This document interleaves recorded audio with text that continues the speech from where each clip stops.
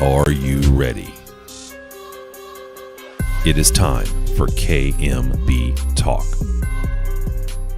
Welcome everyone to another episode of KMB Talk. I am your host, Kerry Michael Bennett, and today we are fortunate enough to have Michael David Chapman on the line with us. Michael, how are you doing? Good, Kerry. How are you? Thanks for having me. Oh, I'm doing fantastic. Thank you for showing up. Sick kid on your end, sick kid on my end. Surprised we're both here, actually. Fun times. Fun times. People don't understand the challenges of parenting as much as they should. At elementary school, they don't need to. They need to show sick days for parents as a way to really think about whether you want to be a parent. I think you're dreaming, but that's all right. I'll let you have that moment. Right, Michael. Listen, I'm very happy to have you on the line today. That we a lot I'd really like to talk about, but also want to be, very sensitive to your time. So sure. I came across your LinkedIn profile, and it must have been middle of last year, late last year. And, I get to see a lot of LinkedIn profiles, and sometimes you're impressed with what you see, and other times it's pretty much status quo, and that's fine.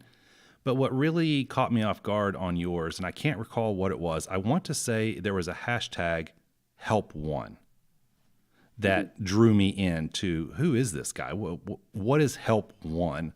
And who is Michael David Chapman? So I clicked the profile, and next thing I know, what I'm seeing, I looked over at my wife and I said, check this out. This guy, yeah. And what I read, excuse me, I'm a little cold. What I read, I saw two things. One is I saw a lot of courage, a tremendous amount of courage, but at the same time, I also could reasonably assume that courage was preceded by a tremendous amount of fear. Sure. So decades of fear. Yeah, of course. I mean, most of it even poorly understood, not even realizing it, just like seeing the symptoms of it on the backside, or maybe even going through, some type of professional issue or relational issue, for sure. Okay, so deep-rooted fear. Go ahead. I mean, fear is a topic in and of itself, and it's so it's ever present. And I think that we're just now really getting good as a professional society in talking about it. But I have to ask, decades of fear. How are you still with this? I mean, that's a toxic environment to live your life in. Well, God is good. I have to say that. Right on. I'm not sure if your audience will resonate with that. I'm sure some will and some won't. But for me, right, he's had his hand, on my life since day one. I mean, there's too many things, like in most cases, but I'll speak to some if necessary. Too many things that have happened to explain away to, there isn't, a personhood, a greater being who I call God looking after me. It's just impossible to explain it away. Wow. So you're in a workplace, let me see, 4 children. Eldest, I think you said before we went live, I think you said your oldest was about 19. So I'm guessing about Correct. Your age here, probably wrong, but still. Yeah. You've been in a workplace that brought fear into your life for quite some time. What were some of the first symptoms to where you said, okay, look, this is not just a bad day. Something is fundamentally wrong here. Can you recall those first occurrences? Well, I'll go back a little bit, then I'll answer your question. I can. I would say that when a leader is in fear at it, because leaders, I genuinely believe we're leading from our heart, right? When a leader has all kinds of things going on inside of them, bolstered by fear, versus love, you're going to attract fear. So the short answer is yes. In my last role, I mean, it was 1 month in that I thought, wow, in 2013, how did I get here? But the reality is, and the fairness to that question was, because of what I was dealing with, I was attracted to a boss like that, an owner like that. And then you don't attract, let me say it differently. When you've got your heart set on and really centered in love for yourself and love for the world, and believe that, you can hear that God's for you for 4 decades, but really you're living it. You don't go to work in places like that, typically speaking. Okay. Not more than once like I did. Right. Okay. Yeah. So your perspective on this really caught me off guard, because when I listen to others talk about fear, and then when anyone reaches out to me to discuss fear, typically I'll use a scenario of an acquisition is, hey, our company is about to be acquired. I have fear, the fear of the unknown. Okay. Fear of a new boss, fear of if I even have my job tomorrow. Your perspective is incredibly different than what I'm used to discussing. Your perspective is as a leader, okay, as the influential role, the fears associated with that. That is not something that I'm accustomed to hearing a leader admit. And here you are. Let's talk about it. Sure. I mean, that's incredible. So first occurrence is something's not right. And we could spend a tremendous amount of time talking about, you said decades. Let's get to where you said something has to change. This is it. Well, I'll go back to, because I want to further support what you just said. When I got let go at the end of 2012, before I took the last role. Okay. I mean, at the time, I was still married. Okay. I'm now divorced. Okay. At the time, I had before we took the relocation to New Hampshire, I had 3 opportunities to stay in Atlanta that, looking back, in terms of what I know now, would have been working for totally different leaders. Not perfect, but different leaders. What was driving me to New Hampshire was the best deal. Well, what does that mean? Typical financial. Good leader. Yep. Good leaders don't stand around, right? I mean, right. I have a stay-at-home wife. I have 4 kids, 2 from a previous marriage, 2 from the second marriage. I mean, I'm going to do the best I can do. And this was the best deal. If you had been in a friendship with me in 2012 and said, hey, you got 2 opportunities to stay in Atlanta, actually 3. Let's talk about your marriage. I hear you. It's the best deal, Michael, but let's talk about your marriage and ask me some of those questions. And, oh, by the way, let's talk about your fear of being poor. I mean, there's a reason why, I was being driven to New Hampshire, or I let myself being driven. Now that's interesting that you let yourself, okay? Because you hear a lot. I'm being led. And to play devil's advocate, you have to say, are you? Or are you visualizing what you believe is being led, and you're qualifying it under that statement? But the reality is it's on you. Yeah. Let me validate. So this brings us back to your question. Okay. I finally realized, God, I went through a very painful divorce at the same time, 2013 to when I left the company, very painful second divorce, and a very painful professional situation where I couldn't just leave again. Right. There were kids to consider in terms of where I had to live to still see them 50% of the time, specifically my youngest boys. Right. And I didn't want to leave a toxic situation with toxicity and go be toxic somewhere else.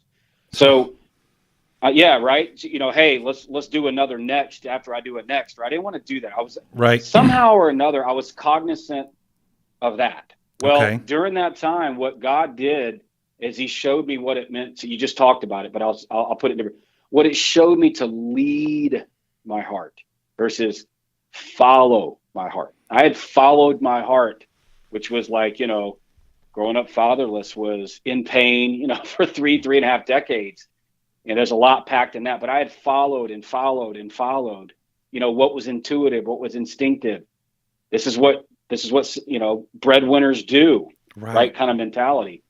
I stayed in that relationship from 2013 until I left in the summer of 17, really at the end of 17, and learned how to lead my heart so that I didn't have another situation of next relationship, third busted up marriage, maybe another job. Does that make sense? It does. Was there a trigger was there some type of an event or an occurrence that allowed you to understand the difference between following your heart and leading your heart? Was it an epiphany? Yeah. No, it was, this is going to sound insane, but it was about learning to wash the feet, or learning to serve a person who didn't deserve it. Not from a fiscal or financial perspective, because I was, very well compensated. Right. But from a relational perspective, God used that relationship to finally help me face, a lot of wounding early on in life, all the way through my life. So there was not one trigger. I mean, the trigger would have been like, I think I said the third week I was there when the guy started screaming at me over the phone. Oh my gosh. Oh yeah. But that was all the time after that. I learned to manage that person from the bottom up and learn to be powerful and lead my heart. It wasn't easy. It was not easy. But when I got to the point where I was like, you know what? I'm ready to leave, and I'm ready to leave in a non-offensive way. And I want to leave in full disclosure. In other words, I didn't want to look for a job on his time. When I had those two things, which is what I felt like God was calling me to do, that's when I left. Or that's when I told him I was leaving. I actually told him in August, and I didn't leave the company till the end of the year. Oh, wow. What was that What was that 5 to 6 months like? Well, it's interesting because I helped find my replacement. It was actually the easiest of the whole time I was there, because I really think he was ready for a change. I mean, we looked at, he wanted to manage people. I wanted to lead. I mean, the guy's not a bad guy. My version of leading people meant, go get smart people, show them how to play the game, or not, let them play their game and get to the stands and cheer. I know that sounds a very laissez-faire approach, but I mean, I wanted to lead people. He wanted to manage people like a machine. I don't believe in that. I could talk about that. But my point is I spent that, 5 month period, finding my replacement. And so I'd say God honored that. God honored that honesty. And he also honored, because I was looking for a way to do it where I didn't make it about him. I made it about who God was, which was, God wanted me close to my kids, emotionally, not just geographically, because I was doing 60,000 miles a year, emotionally close to my kids. Right. Yeah. Faith, fundamentally, right, it's the unknown. I mean, if we knew, we wouldn't call it faith. And it's, in my experience, very simple for people to say that they have faith, but to actually take the action up on that, very difficult. Very, very difficult. I commend you. I mean, wow. So far, this is a great story. I mean, I'm sorry that you suffered through this, but when I look at what's going on in Michael David Chapman's world now, I'm seeing some beauty. I'm seeing some inspiration, and I'm really seeing others that are going through various struggles leaning on some of your messages to help them. And there's probably there has to be victories out there that you're associated with that you don't even know about. I mean, so you're on the right path, right? You're here we are now. And this is a very beautiful thing. So you walk away. What's next? Well, I walk away, and God honors, the owner of the company honored. I mean, I had a non-compete. Okay. That he could have exercised, but somehow or another, we extended that, almost double that. So, I mean, I've sort of I want to paint the other side of the picture. I mean, this guy let me stay from beginning of August to December, virtually work from, not 100%, but work from my home while I found my replacement, called on clients, and really tried to leave him in a good place. I mean, when I got to the end of December, I didn't have a job. I mean, matter of fact, I got back, started looking for a job on, LinkedIn, which is where you found me. Right. Realized that things had really changed in terms of what people were doing with content. I had written so much by then about my life and divorce and just, thoughts and whatever. So I began to repurpose that into the platform. Okay. And no, I never found, I got to December and basically walked away with about a 5-month runway. But without a job. I didn't have a job when I left.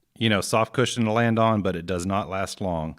You made a comment earlier about leadership and the humility, the reference of washing feet. It's very interesting to me. So I'm not sure if you know Dr. Tanja Coleman, but very advanced organizational culture and leadership development professional. And I had the opportunity to speak with her, and I love the concept of servant leadership. Absolutely am obsessed with it. And very quickly I said, Tanja, one question, servant leadership, how do you describe it? She says, easy. It's not about you. Probably one of the most brilliant answers I've heard as far as the simplicity and also the boldness of the statement. But when the question evolved to, is there an opportunity for leaders to really take that turn, to take that corner and understand what it is and pull it into their life and into their organization? She said, Carrie, I'm not sure a lot of leaders can do it. Truly. They don't have the self-awareness that it takes to actually have that level of humility to be a servant leader. What are your thoughts on that? Well, the whole time you've been saying this, I think of the word death. I know that's not going to mean a lot without me explaining it, but I mean, I know you and your listeners are only hearing one side of the story, but when I say I had to die to my ego, and there were times in that working relationship, the recent one, where I failed at that, but for the most part, to not just quit and leave the team high and dry or quit my whole situation because I was struggling, not just professionally, but personally. I had every reason, emotional, wounding, whatever reason, to run. Right. Okay. Right. And at one point was in a position where I probably could have pulled that off from a financial perspective early on in that whole sort of season. It was what I would say with her, or how I would compliment what she's saying there, is it's a death to your ego every day. And I think there's healthy ego. When I say ego, I'm talking about the hubris, the excessive pride, right? Leaders that take title. Right. You hear all the time people say titles don't matter. Well, yeah, they do matter. I mean, ask any child. I think I'm going to do a post about this. Ask any child who's living in a dysfunctional home where mom doesn't know how to play mom and dad. Titles matter. The reason people say titles don't matter is because people have abused titles. I've used my title to lord over you because I'm in fear or whatever. And so that's the relationship. Wow. That was the culture in that company. And so I had to come out of a meeting and, where I had died to my ego and what I could have said and what I could have done. There was one time where it got so heated where it was like, kind of like, if they don't want to sell, tell them they can leave the keys on the desk. And, I was like, well, okay, there's 10 of them downstairs. Let me go do that. Right. That's not dying to your ego. So I rose and failed at that sometimes. But for the most part, what she's talking about, not about you and how you put it in action, is not thinking less of yourself in a self-deprecating way, but realizing that, nothing is guaranteed, but there are no guarantees, which means the way I respond, if I really want to lead you, if I really want to lead the team to success, I am leading, right? I am the boss, whatever, right. But I'm doing it by making sure that serving you is first, which may mean biting my tongue, shutting up, dying to my ego, and to boot, or wash your feet. Right. That sounds like a marriage, doesn't it? Similar. Successful one, right? It does. Is your wife over there nodding? Is your wife over there in the corner nodding right now? Well, thankfully she doesn't have headphones on and can't hear right now. But if she could, she would be looking at me and smiling and saying, "You're right, Michael." She's. That's what it is. I'm pontificating now, but I can say it from the perspective of one, a couple of them that failed. So let's kind of pretend for a moment that everything happens for a reason. And right. Look, sometimes the reason, there's a divine interaction. Sometimes it's because we're human beings and we made a very stupid mistake that should have been avoided. But let's assume for the moment everything happens for a reason. Okay, let's qualify that however we want. Move past it. here we are now. And what I'm seeing, so I'm 43 years old and a big student of leadership. And I've had so many conversations with tenured leaders. And what I continue to hear more and more often is, and I've said this before in other shows, Carrie, we used to be in an environment where leadership was dictatorship, okay? Lead by fear. Right. And we're having a conversation that has, faith and religious overtones. So it's almost like a preacher saying, if you don't believe, you're going to hell, right? So is that the right reason to believe? Probably, well, my opinion, no, it's not. Now, translate that to a professional environment. You have these leaders and they're walking around with their titles and clipboards and they're pointing and getting everyone to do the job. And I get it. They have a fiduciary responsibility to shareholders, and I get it. But those same leaders are saying now what we're seeing is the workforce is not only wanting, but they're demanding to be inspired. Okay? To be treated well. The workforce will now give you more than, as a leader, they'll give you per hour, per shift, week, whatever the case is, more than they have ever given you before if you can lead them by inspiring them. Now, well, if you can't inspire them, how about this? Here's a novel thought. If you can't inspire them, don't beat them. Say that. I mean, you'd be surprised if you can't inspire. If you can't inspire them, but like if you're not a very inspirational leader, that's a challenge, but that's okay. But don't beat them. Right. Okay. There's a lot of leaders that I've worked for, or better yet, I should say I know, they're not very inspirational. They're just smart people that know how to treat people well. You wouldn't sit across from them and ever hear any change in their inflection. Okay. But they know how to treat people with respect. Well, I think that now we're getting into really what are the definitions that we're talking about? Because what I'm thinking when I hear that people want to be inspired, what I'm really seeing, I'm maybe not hearing it as much, but what I'm actually seeing when I go in to look at an organization and report back on culture is how they're treated is the inspiration. Okay. So it's not that, the leader or CEO, whoever, that they are just this, Steve Jobs character or some other name that we all know that's associated with a lot of great quotes. It's that they're giving someone the time of day and that there's a level of authenticity to it that they're looking for, right? And it could be as simple as, hello, how are you? How was your weekend? It's less of a in-passing hallway and more of a, Michael, it's Monday morning. How was your weekend? And that authenticity to it is in and of itself the inspiration. Like a realness almost. Which, now that I think about it, it's good and it's bad at the same time. It's bad that being real is inspiring because we should have been real the whole time. I don't know. Everything you're saying is going back to the one thing where you started this podcast, and that is fear. I mean, like, how can a leader do that? Carrie, how can a leader do what you're talking? Hey, just going around and saying hello to people. Why would a leader do that? Among other reasons, it's to, bridge the gap somehow between the tough message that they may have to cascade 2 years from now about, changes that are coming to the company to just being a human being. What leader can do that? That's bathing and struggling with fear on the inside and not even know it.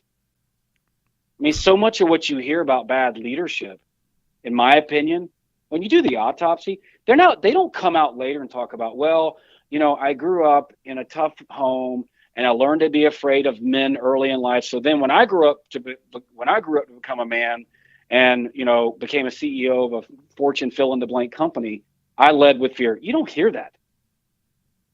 When have you heard that? Okay. I'm following. So where am I going with that point? I mean, it's oftentimes undiagnosed or an unseen fear on the part of the leader that does the opposite of what you just said, which is they don't come out and say hello in the morning. They don't see the value of that. So they're in fear. So how are they going to address something that they're not even aware that they're having a problem with?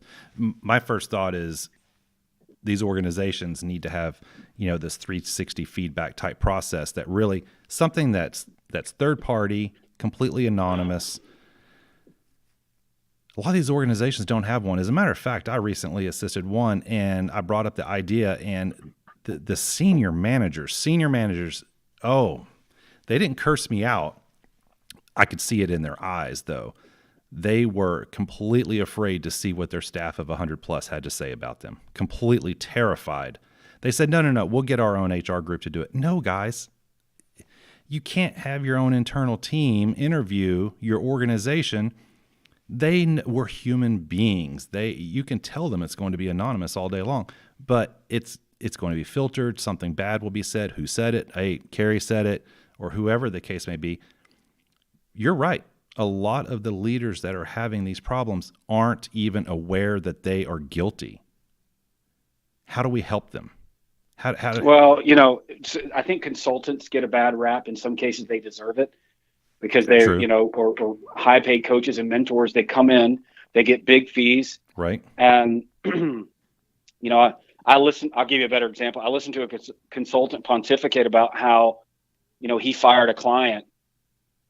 There's a client, there's a CEO of a company, but the client didn't really want to change. The issue was at some point, issues on the inside. It was affecting the CEO's leadership. It was a family owned and operated business. Okay. But this same consultant was allowing it in the space that I was working in. What I'm trying to say is, I hate to say it, but sometimes money's in the way. Yes. Meaning good money's in the way. Yes. But, in the culture, in the environment that I'm talking about, that we've been talking about in this call, no amount of lost business, no amount of, employee surveys that came back painting a picture, no amount of people leaving the company, and that's senior to mid-senior people, rung this guy's bell. Still hasn't. Really? So I don't know. I mean, I used to say, and I think this is the case, I think the smarter companies that have figured it out, when it starts affecting client retention, top line revenue, eventually that means bottom line revenue and shareholder returns, especially if they're publicly held, they begin to figure it out. I know that's a broad point. That doesn't make for perfect leadership, but smarter organizations have figured it out. I just think it's typically tied to financial results, unfortunately.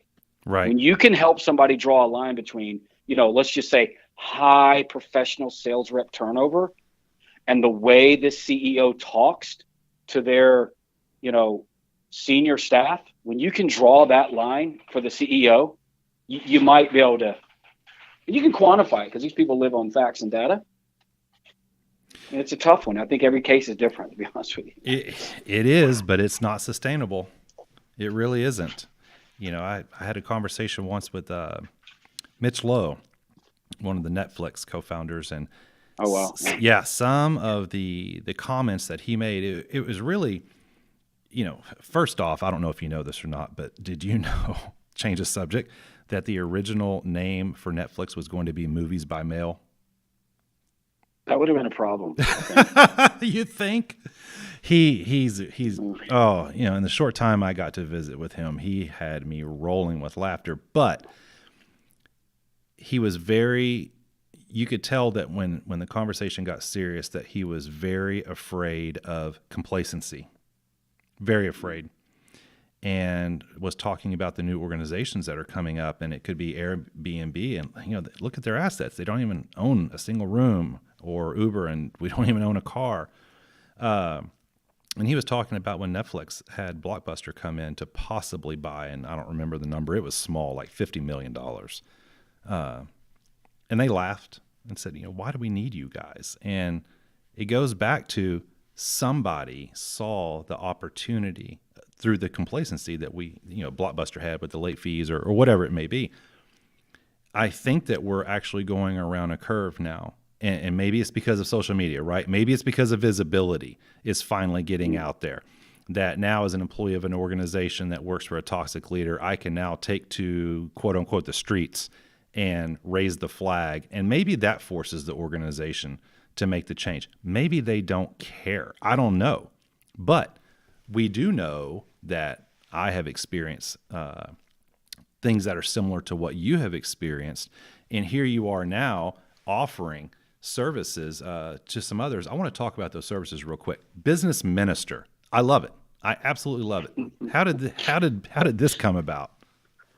Well, I'm not a pastor, for one. Okay. The short story is, by the time I got to December, before I left the company of 2017, okay, I had a marketing company reach out to me and want to help me do some rebranding. And through the process, the person I was working with was like, "Hey, you're a minister," and I was like, "Man, let me tell you something. I'm from the South. We don't, be careful. I'll say it like there's either a very positive connotation to that word or sometimes a negative, especially living in New England like I do now, right? I mean, that's just the fairness of it. Right. But if you look at the definition of that word, it's attending to people's needs. And so much of the conflict that I had that sometimes would come out in the wrong way, towards upward management. Okay. Would be, I was trying to attend to the needs of the people when I should have been running the business. I mean, there was always a conflict. Well, I like what it says here. A business minister is meant to act as a beacon of understanding in a sea of blue suits. Love it. Now, this is the sentence that really just, I wish everyone had access to this. You are a safe place to have tough conversations. Many people don't realize that these safe places for these tough conversations exist, and that there's a tremendous amount of merit to having this conversation outside of your immediate circle, right? To reach out to someone like you that when the phone is hung up, you're not an immediate family member or a colleague at work. And now I'm going to be judged on this dialogue. Yeah, because I don't have if you make that phone call to me, I don't have an opinion. Right. I just have questions that help you form an opinion. Even if you tell me, even if you tell me, hey, I know it's wrong. I know I shouldn't take that job. I know I shouldn't leave my wife. Whatever that is, at least I've helped you see exactly what you're doing. And where there's a faith component, I believe in God. I mean, I have people that I work with that don't believe in God or don't believe in the same God I say I do, which is there's no conflict for me in that, because it's the same transferable process, which is right. Asking questions in a safe way to help people see what's really going on the inside. Oh man, that's awesome. That truly is. I didn't have that, man. Listen, I didn't have that. No, it didn't exist. I'll be 46 years here. I didn't even think about what that could look like until, I went through that. And I'd say summer of 2014, when I prayed, I just felt impressed to pray for people to help me. I was going through a divorce. I was in a toxic professional relationship. And, I just prayed for God to send men into my life that would help me do that. I didn't say it like that, right? But that's exactly what happened. Oh, man. This has to be inspirational for your boys. They don't see it that way now because they don't like it when I ask dumb questions. They see them as dumb, but I'm asking the question that they don't want me to ask. And I'm like, well, especially if there's for the two younger guys, if they get into it, I'm like, well, you can do that. But when you do that, it means this. This unintended or intended consequence comes. It's like gravity, dude. If you jump off the house, gravity works, right? Right. Same thing. Yeah. Oh, and I try to do it. I do it as with clients that God sends me. I do it as compassionate as I know how. Because again, look, these are tough topics. I want to quit my job. They are. My boss. Yeah, I'll just share. I shared some thoughts on LinkedIn around, a friend of mine who asked me, about leaving a job and my boss sucks and whatever. I don't have all the time to get into the story, but really what his issue was, his boss wasn't bad. His issue was he was dealing with years and years and years of authority issues that began with his parents. And so guess what? The filter in which he saw leadership, because it was bad leadership as with his parents at times, is how he saw every boss he had, including women, men and women bosses, is how he saw it. It was all bad, when sometimes it was just imperfect people trying to lead. So conversation with you, he realizes he's not a victim. He's the common denominator, and he has some issues that needs to be solved. Well, really where we went was, and we still talk, is he's got to do some some retransformation, the way he sees leadership. But he's got to go back, and what he's working on forgiving early on, forgiving woundings early on, and making new agreements on what male and female leadership should be in my life. That's what he's working on. Wow. And that takes time. Meanwhile, he's still at his job. He's still at his job, earning income, not coming home and scaring his wife that he's quitting the next job. Right, and right.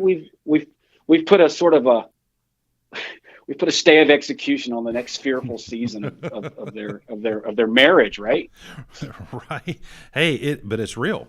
But it's real. I mean, the financial impact is just beyond amazing how much a professional role translates into the personal world.